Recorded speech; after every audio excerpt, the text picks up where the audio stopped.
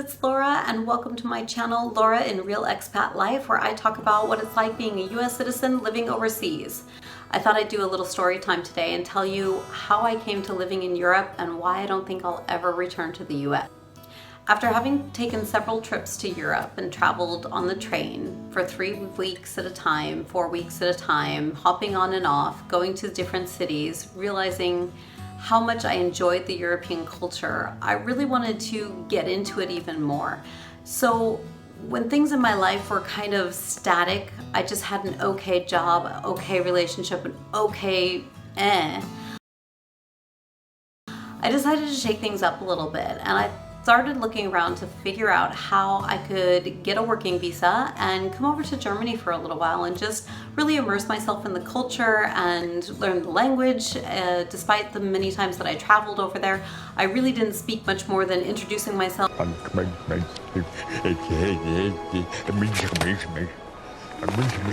I could maybe order something at the restaurant, but that was really about it. If somebody tried to have a conversation with me, usually if I asked a question, it was really hard for me to understand the answer to it. So I definitely had not many language skills when I first was looking into this, but I was really interested and I was really keen to learn it.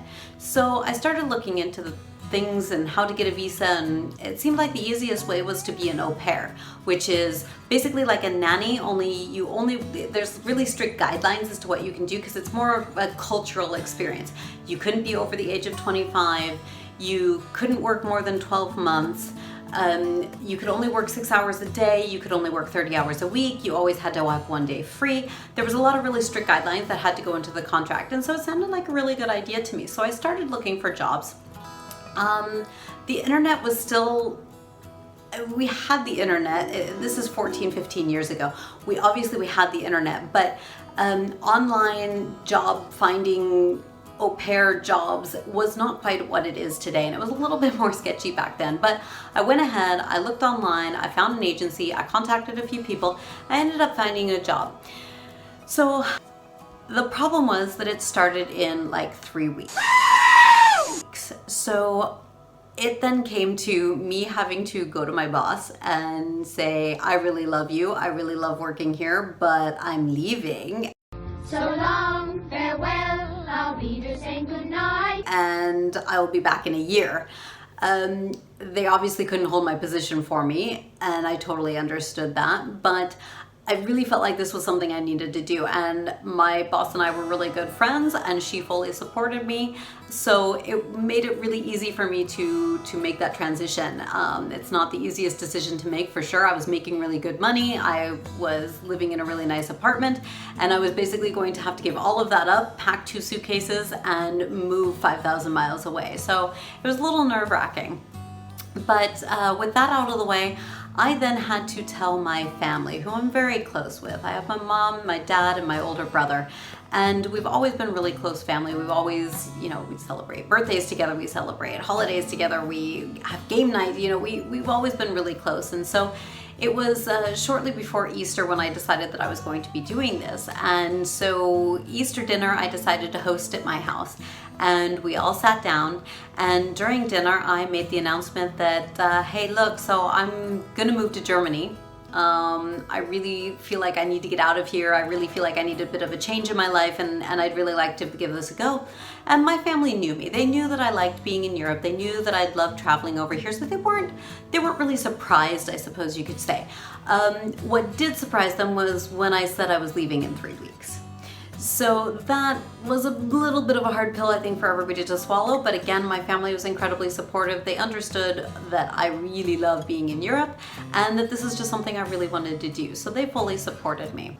So 3 weeks later, I packed up all my stuff that I could fit into 2 suitcases. I jumped on an airplane and I flew halfway across the world to a country and a place that I didn't know. I had traveled a lot in Europe, like I said. I traveled a lot in Germany, but most of that was in the south of Germany. I really loved Bavaria, a little bit up to like Berlin and Dresden, but mostly in the south. And the place I was going was the northeast. I'm sorry, the place I was going was the Northwest, which I really didn't know that well. I had been to it a little bit, but not extensively. And I had no idea this little town that I was going to has about 2,000 people in it. It has no stores. It has a little cafe and a pub, and that was about it. And the buses ran Monday through Friday, once or twice in the morning and once or twice in the evening, and that was it. There was no transportation in and out of this town on the weekend unless you had a car. Luckily, the family that I worked for had a car that they allowed me to use when I needed it if I wasn't working.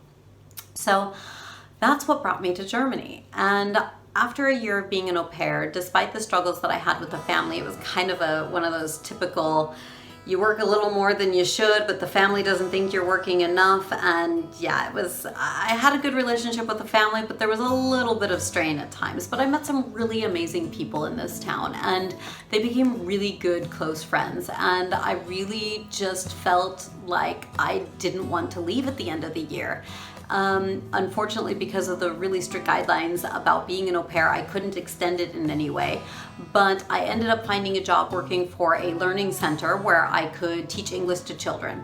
And so I did that for about 6 to 9 months before they had a little bit of money issues and stopped paying me. And after 3 or 4 months of that, I couldn't afford my rent or food anymore. And I was tired of, eating potatoes and carrots. Literally, I'm eating potatoes and carrots almost every day because that's all I could afford to buy because the company wasn't paying me. So I had to leave them, and I was getting ready to return to the States because there was nothing else for me to do. It's really, especially back then, this is 14 years ago, the options for getting a visa were not as easy as they are now. It is a lot more open and a lot more easy, but there's really strict guidelines as to why you as an American citizen need to take a job away from a German citizen, especially since the European Union, and they're having to let all of the European Union members also have jobs and visas to work in their countries. It makes it a little bit more difficult for somebody like me who's an American to get a visa. Anyway, as I was preparing to go back to the United States, I was actually contacted by a family, an American family. They were an American military family that were going to a town in the northwest of Germany that, because of the type of facility that they were going to, they didn't have childcare options. And they asked me, since I spoke, by this time I had learned German. Geboten. Ist gut. Ein schöner saftig gut. Kind of done with it and ready to do something different. So I figured, okay, I will give myself 2 weeks. 2 weeks. 2 weeks. 2 weeks. 2 weeks. If I can't find another solution in 2 weeks, then I'm going to have to go back to the States. So once again, I was prepared to return and give up my European adventures and return to the American life. But I was able to find a job. I ended up working for a travel company where I handled the English-speaking clients that they had. The job was good. It gave me a visa and it kept me in Germany, but I have to admit found it really boring. And I, from pretty much day one, started looking for a new job already. I had this problem my whole life where I would get into a job, I would learn it, and then I'd get really bored with it. And I never really had something that kept me interested. So I kept looking for a job, and after about a year of working for this company, I ended up working for a European patent law firm where I was a legal secretary, and it is a job that to this day I absolutely love. It's the best job I ever had. I worked for 5 years for the company. 3 of those were in Germany and 2 of those were after I moved to Spain. I worked remotely from my home in Spain. The only reason I ended working for the company was I wasn't able to continue the contract of working out of the country, which it would have been out of the country. It was a German company and I was living in Spain. And I was living in Spain because I had met my now husband. We had gotten married and obviously I wanted to live with my husband. So I moved to Spain, and while working remotely was really great, it just from the contractual side of things didn't work. And so I had to give up that position. But now I am a mom of 2 kids, and that is more than enough work for me at the moment. Once they get a little bit older, we'll see. But for now, I am living in Spain. I live on a small Spanish island called Menorca, not to be confused with Mallorca. It is very close to Mallorca, but it's a much smaller, quieter island, and I really like it here. There's lots of beaches, there's lots of nature, there are tourists in the summer, but for the most part, it's a pretty quiet life, and we really enjoy it here. I don't know that we'll always live in Menorca, but for now, this is where we are, and leaving Spain will probably never happen. My husband's family's here, and this is where we figure we will settle, but never say never. We can always go back to Germany. We can always go back to the States. My children both have dual citizenship with America and Spain, so they have a lot of things open to them. So we will see where the world takes us. All right, guys. That is it for today. I hope you enjoyed my little story about how I came to live in Europe. Leave me some comments down below. Where have you guys traveled? Are you an expat as well? How did you get there? Let me know.